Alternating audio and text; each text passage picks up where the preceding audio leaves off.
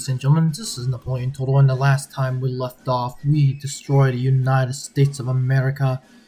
And yes, this is the, essentially the replay from, well, actually no, the exact same thing that we ended up with last episode. And now we officially destroyed the United States. I have to get a lot of things going on. First off the bat is my economy. My economy has gotten, is better. It's 4,000 koku per turn. Not as well because I have so many damn units running around. I probably have the biggest army in Japan as of right now. Is that a problem? No, that's not really a problem. That makes me just have to fight a war continually and literally for just keep conquering other people's stuff. Which obviously, I am personally during this battle, I was slightly tired because the United States was not a joke, although we kept defeating them in the field. The aspect of just fighting a war is really straining, mentally at least, and physically. For if in a real case scenario, fighting in a war is not only mentally straining but also physically straining. And at this point, I really need to build up my economy. And although it looks like my economy is pretty dang good, it is not good at all. It is compared to other economies, I would dare say, my economy's a joke. I'm literally having to rely, well actually no, not really to rely. I'm not relying on anyone, which is the good thing and the bad thing. The only trade agreement as of right now is the Northern Alliance, and that is not a big problem. And well, I don't have a lot of trade agreements, what little trade agreements I do is bolstering my economy. In the next turn, this is the next turn, you see me just getting a new faction development. We finally modernized. And what am I trying to do right now is I'm trying to get to ironclads, but that is going to be a problem because they're in tier 3 of development, so that's going to take a while. It was between military cadet school or light infantry training. I decided to go for military cadet school. Eventually I would go for cavalry, stuff like that. I'm just trying to make up my mind. And yes, so just watch and just realize that I'm just trying to make up my mind in this entire situation. Although what I really would need eventually in this stage is railroads, because for those who know historically, railroads are very important for military transportation. I decided to finally move out my massive army that has been forming up in Nagita. What do I have in this massive army? I have a lot of Prussian lifeguards, a lot of stuff left and right. I decided to also send my agent out there to see what the heck is going on. Also decided to have one agent to inspire the army, which makes their morale higher, which, hey, should I have been doing inspiring the army sooner? Maybe, maybe not. Also, I'm also having my Frederick Albert of my faction heir just go down and conquer more stuff, because as you can see, my economy right now is a joke. And the only way as of right now to increase my economy is to build up my army. Sorry, no, not build up my army. Is to expand. Obviously, the British, we have them on the map. Is this on the top right corner of my map? You can see the British just being there, like they're there. And yeah, I'm eventually gonna meet up with the British. We're not allies, but we're not on the worst of terms.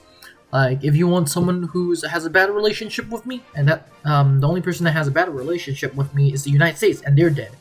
The one that is alive and probably has a bad relationship with me is probably the French, because we don't have anything going along with each other. There's nothing going on. That's a problem. But as of right now, we can't see it. Off the bat, I decided to do another thing, which is called, hey, I'm gonna adopt all my generals. So Rolf is adopted, Christian is adopted, and Gunther is adopted. Technically, some of them are older than my own son, but hey, who cares? It is actually a common practice during back then I say back then, but then during the during Napoleonic Wars, during even before Napoleonic Wars, heck, all the way back to the Middle Ages, you adopt people into your own family because either for political reasons or stuff like that. But for me, it's because I want all my generals to be related, because I do not know when we're moving into the middle to late game, and in the middle to late game, there's a thing called agents, and they literally will swarm you. And the best way to counter that is either having a lot of generals or having a lot of agents of your own, which is what you see me doing right now, moving agents left and right to scan out the place. However, sometimes even with your agents, it's still not enough. And a good way to counter them is adopting your heirs. And why do I say adopting your heirs? Adopting your generals. How does that help? Well, agents really like to. Oh, actually no. Agents just like target every general. But if an agent kills your heir and your faction leader, that means your situation is kind of screwed. Meaning that as of this point, you need to have an heir, or your faction is going to be pretty much done for, or at least you don't have a general. And therefore I decide to adopt all my generals, thus making them possibly in line for, you know what I mean, succession. Obviously, that succession is not going to be interesting. Also, during the phase, what do you call them? The Nagaoka assassinated one of my military advisors, so I was really angry about that. Which gives me a good pretext to declare war. Not that you need a pretext to declare war, but it just gives me personally more fuel to fight them. As you can see, the Matsumune.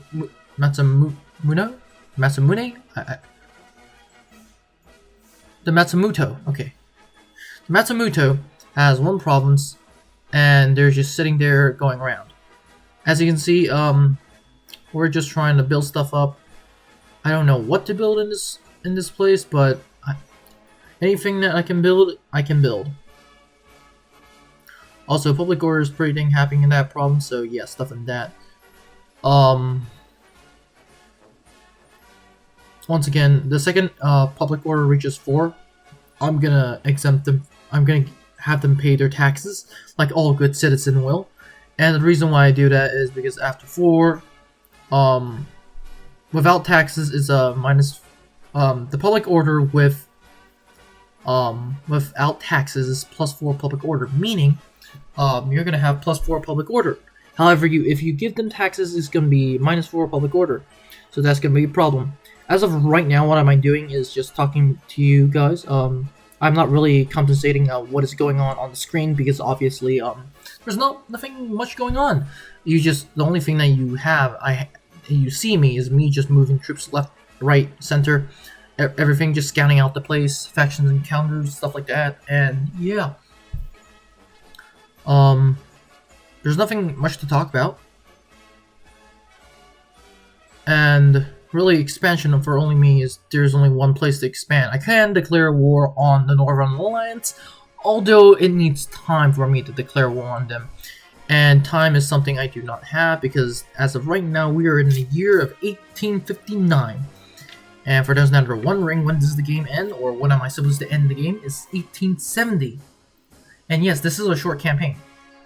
And the reason why I'm doing a short campaign is because I'm new to this game, and I'm really just interested to see what the heck is going on in the campaign. This is actually my first campaign, any campaign, well, not Shogun 2, obviously, but any campaign with total FOTS. Once again, for those that are interested, the Carlist War, by the exact same people who made this, wonderful people who made this mod, is going to be coming out. So yes, I suggest that you guys play it. Obviously, if you have Shogun 2. If you don't have Shogun 2, I can't help you with that. However, although I do suggest you to play Scramble for the Far East first, and then do Carlist mod. Although, I'm pretty sure Carlist mod has different aspects left and right. So yeah, I don't know what to really give you advice on. Although I do, whatever you guys do, just please like play one of the mods that these creators have get now. It's very good, especially with all the new units.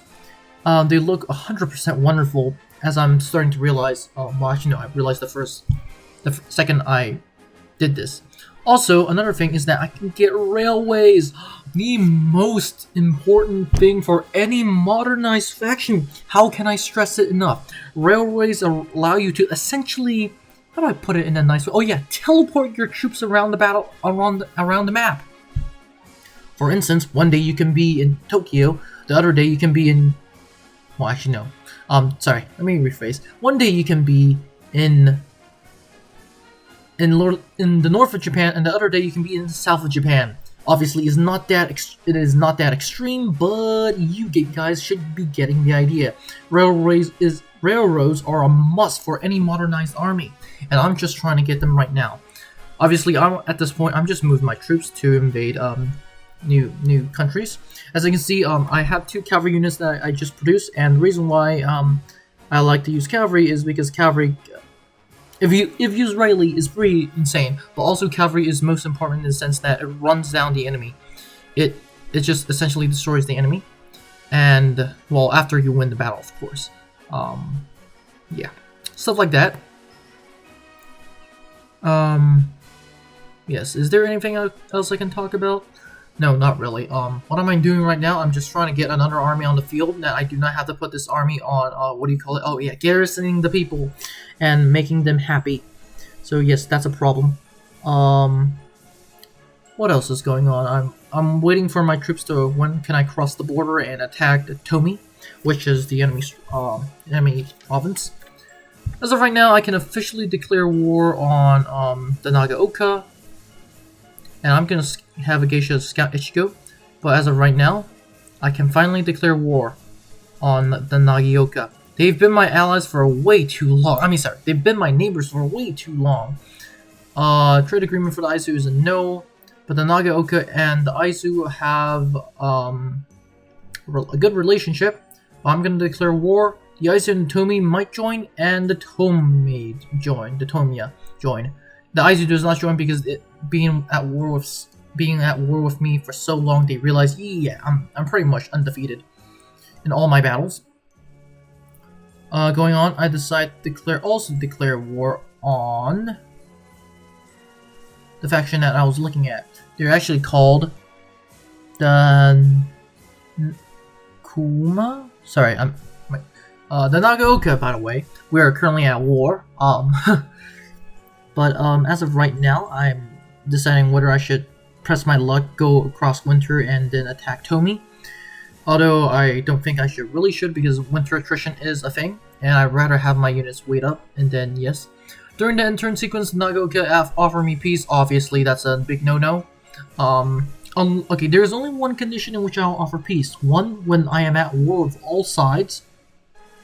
At that point, I'll just decide, okay, those who want peace, I'll give you peace. But, and here's the but, I will definitely come back to kill you guys after stuff happens.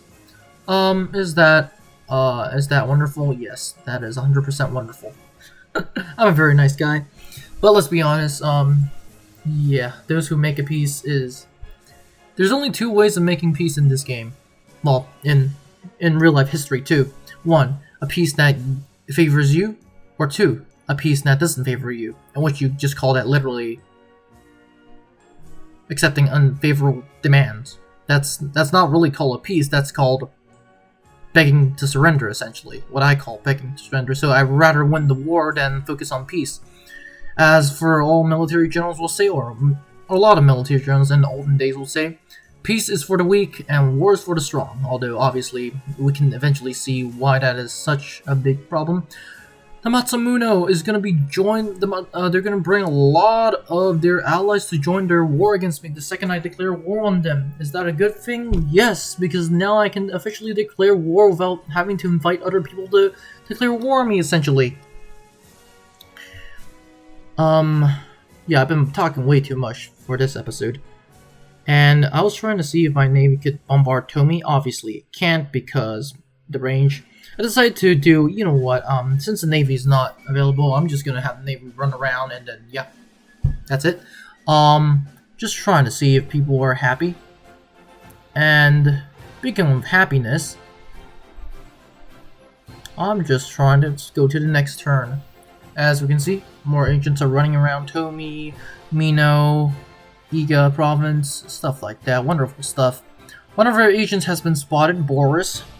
Once again, why is his name is Boris? He really makes me question, is he even German at all?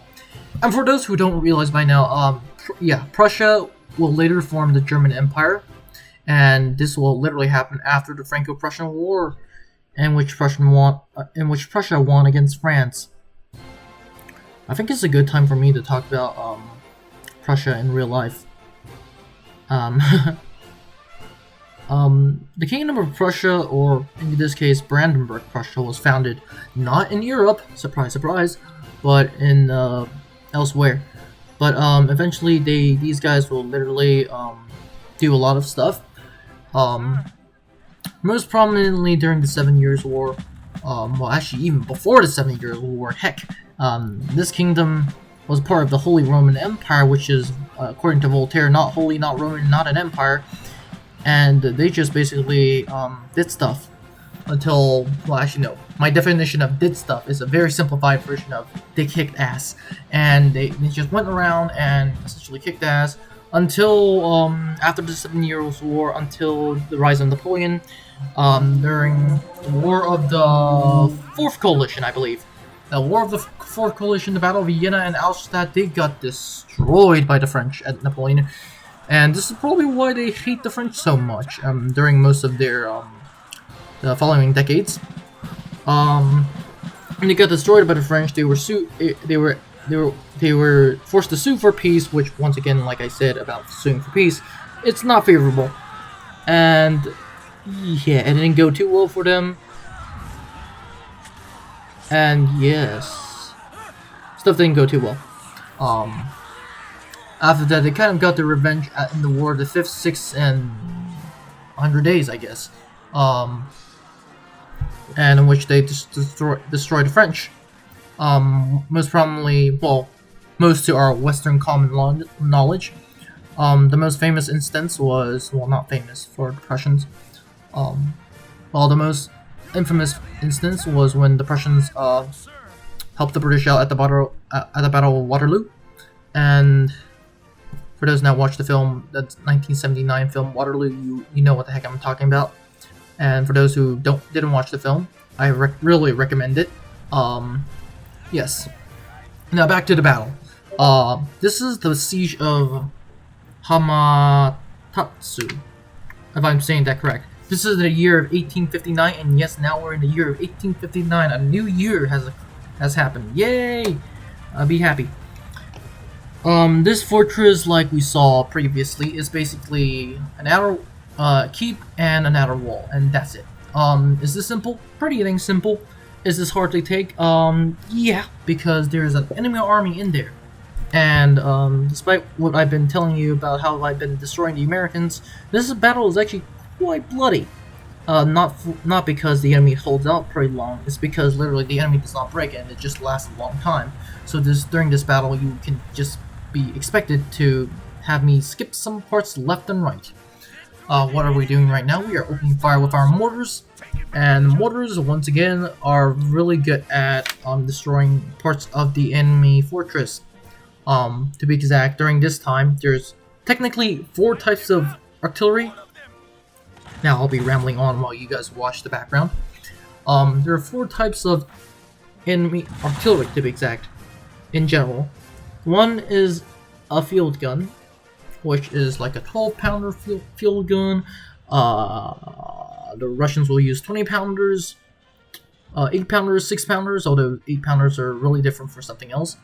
6-pounders, 3-pounder field gun is one of these small field guns. Like, okay, for those that are wondering, what does a pounder mean? A pounder is essentially, doesn't mean that the gun is 3 pounds, no. It means that the 3-pounder is basically a gun that fires a 3-pound shot. Yeah, a 6-pounder is a gun that fires a 6-pound shot, and going up, 12-pounder, 12-pound shot. 20-pounder, 20-pound shot. You guys know what I mean by now. Same thing with howitzers and mortars. And now you might be wondering, what the heck is a howitzer? So basically, a howitzer is a gun that fires in an arc, and it is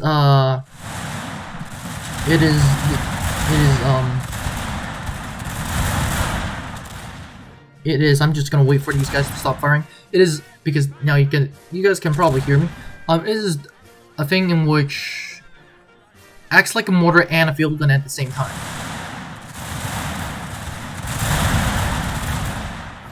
And what the heck do I mean by that? So basically, what it does is fires in an arc, but not that massive of an arc as a mortar. So, I can't give you guys a good example because they're everywhere, so you can search it up. Most modern day guns are howitzers, except for the ones on tanks. Although those are, like, you know what?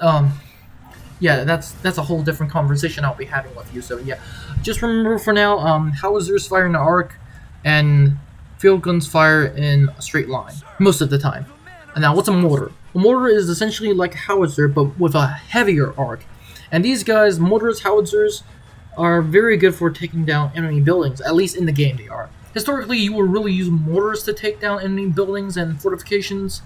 Howitzers are for in between a field gun and a mortar, in which they can fire canisters. Sometimes they can do stuff left and right. Yeah, they're like the in between. And yes.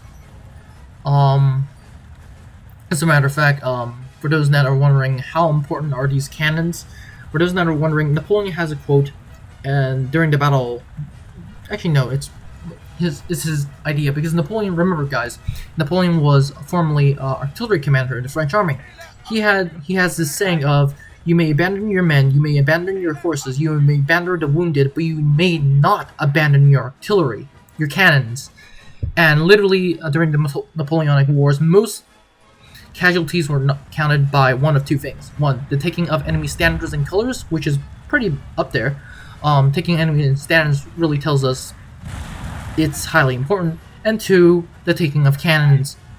Obviously, cannons and artillery and cavalry and colors are not the defining thing that determines, oh, if the army is destroyed or not. No, it's a combination. But most European armies use these like cannons, artillery, colors as trophies of what they achieved. Now, obviously, I'm pretty much rambling on and not focusing on what I should be focusing on, and which is telling you what the heck is going on in this battle.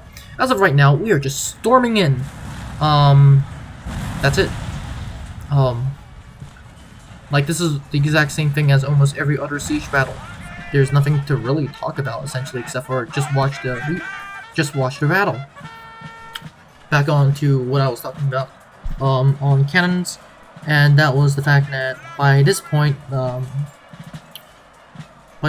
cannons, I believe, have not been transitioned to exploding shot. So what would cannons do before exploding shot? Well, so basically a cannon from in particular a field cannon, how the shots will go is that the shots will bounce off the ground. Literally, they will bounce off the ground.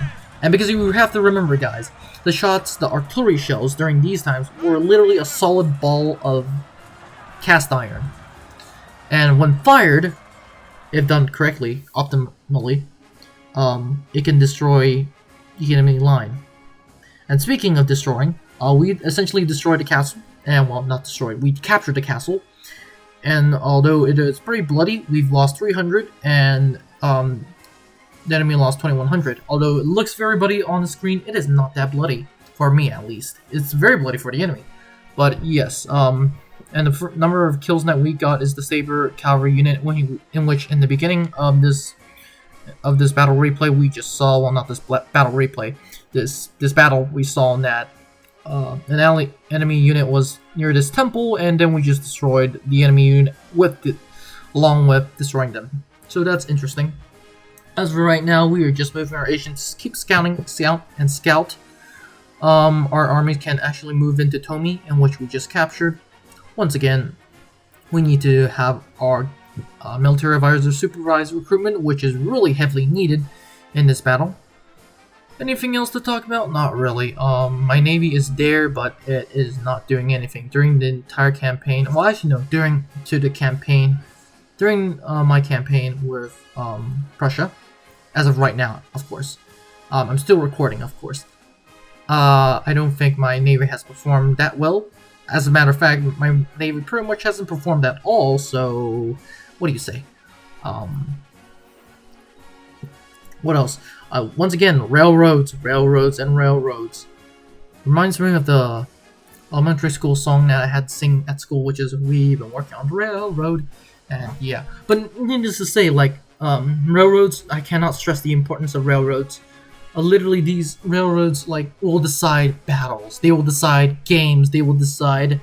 Well, they're a lot for a liking thing, but they will essentially decide how fast you can move your troops around. Like during the Franco-Prussian War, part of the reason why Prussia won was because it was able to get more troops onto the battlefield, which is hell of important. It was really important for the Prussians. How important? Well, it won them the war. That's how important it was.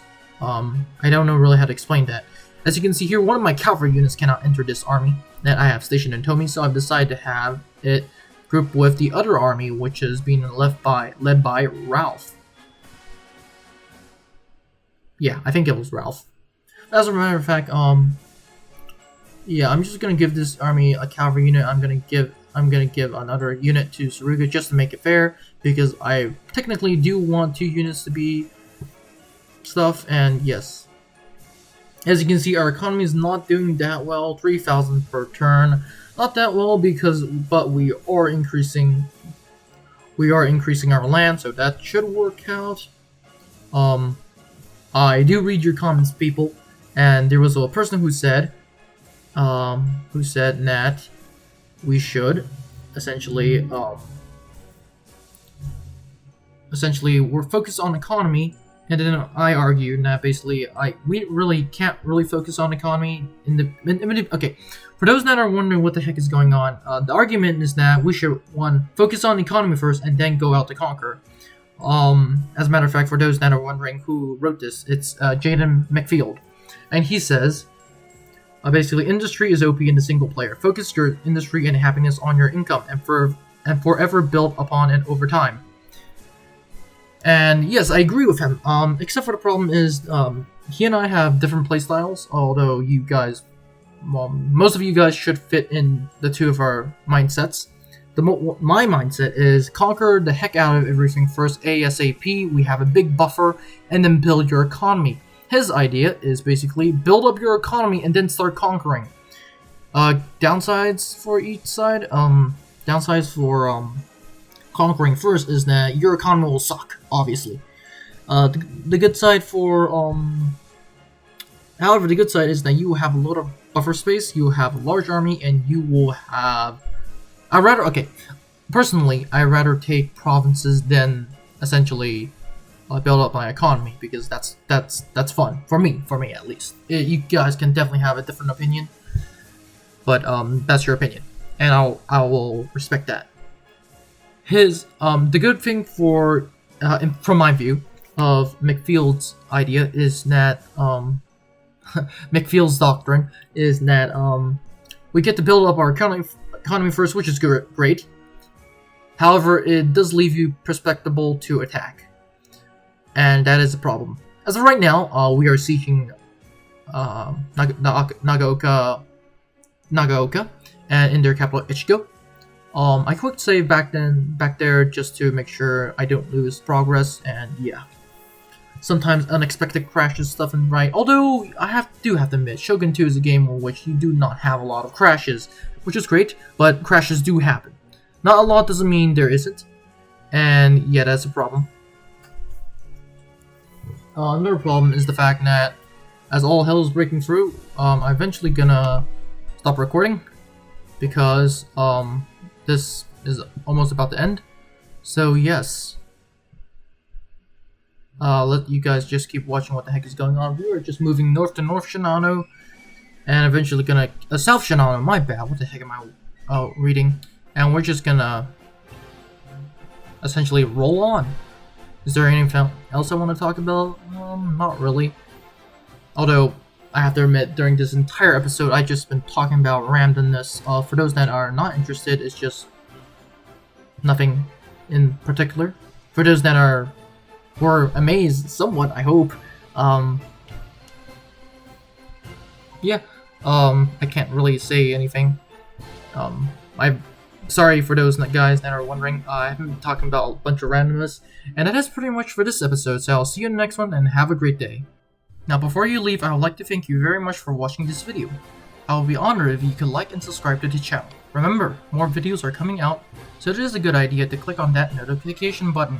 Anyways, have a great day, and I'll see you in the next one.